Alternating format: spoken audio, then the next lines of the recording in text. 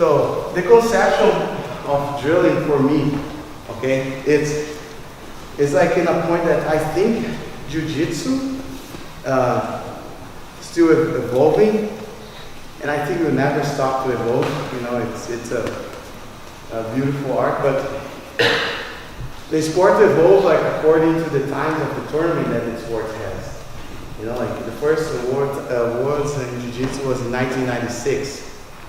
So compared to Judo, Jiu Jitsu is very young. Compared to wrestling, Jiu Jitsu is very young. That's why we are in a point that Jiu Jitsu is still evolving a lot. You know, and then every year you have you see right now on Instagram or whatever, they like to share like drills that people like, they do like their way of drilling like with reactions. Because back in the day, like let's say, your drill was just one thing, you know? Okay, so I'm here, I go 1, 2, 3, pass the guard, you know? But now like you are drilling a way that you go, step 1, and then the guy react, boom. Now it's step 2, boom, you know, you gotta like do one thing, reaction, do the other thing. So you always like constantly reaction. And this is like a nice way to drill as well, of course. And we need to know like the things from 0 to like 1,000, right? So you start like in the 0, of course, like learning how to hold, how to control. But little by little, you start to add in things. And this way that I show you guys right now, today is advanced. But maybe in 2-3 years, it's something that the white belts will be doing pretty easy. Who knows?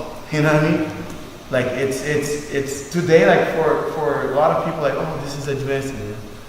But every position was advanced one day when they show it the first time, you know?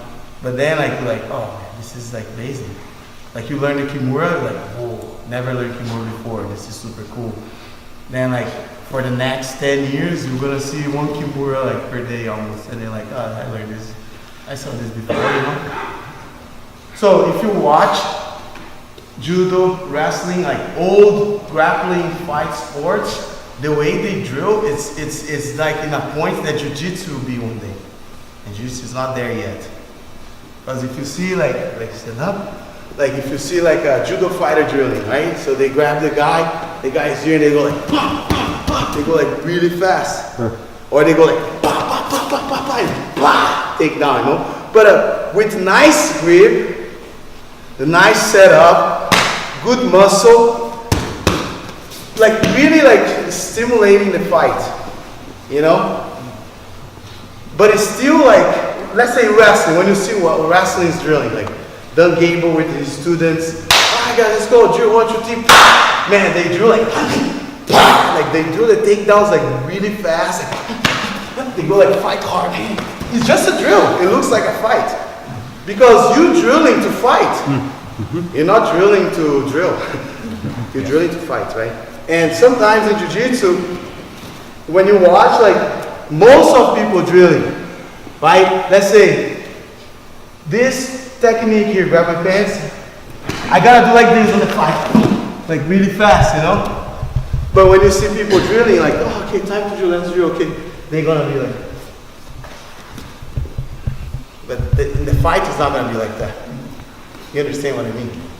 So when you drill, you need to have good muscle. Not that you're gonna hurt the guy, but you need to have the speed and the conception and the way you're gonna do in the fight. You know what I mean? So in 2007, I released my book, Drill to Win. And I think in Jiu-Jitsu world, like change a little bit the concept of drilling. Because we start to see people like drilling all the time. People are drilling, like they're setting up like an hour just of the day just to drill, to focus in drilling. But it's still like, I see some guys drilling, but they drill like lazy, let's say. But when you drill, you gotta like really get on the point that you're gonna do it the way you have to fight. But for this, you need to have a good partner, you know? Because come drill past me here, and I see something, okay guys, let's drill, okay, nice. Stand up, and then like you drill to your pass, go, and they go like, you know? It's like, it's not realistic, you know? So you gotta do the things like as close as you can towards the fight. Of course, when you learn one technique the first time, like you guys learned today, something is new for you, you're gonna do it slow to feel the position. Like when I learned Sotogari in judo, right? So I learned this first. Okay, grab it here, and here, okay, from here, 1, 2, 3. Okay, I'm feeling the technique. But once I'm like doing this, and I know how the uchikomi works or how the Sotogari works, if I need to do fast, I gotta like do really fast. You know, I gotta go like as close as I can to the fight. You understand? So your professor, he wants to see that, you know? Like when you're a beginner, okay, you drew as a beginner. But when you start going like purple belt, brown belt, you gotta start changing, even blue belt, you know? You gotta start changing the way that you're gonna do it. You understand? It makes sense. So we have a good party. And if the guy is a white belt, he doesn't know how to be like reacting in the position, just help him out. Okay, you know, everything is teachable, right? Everything, everyone can learn, right?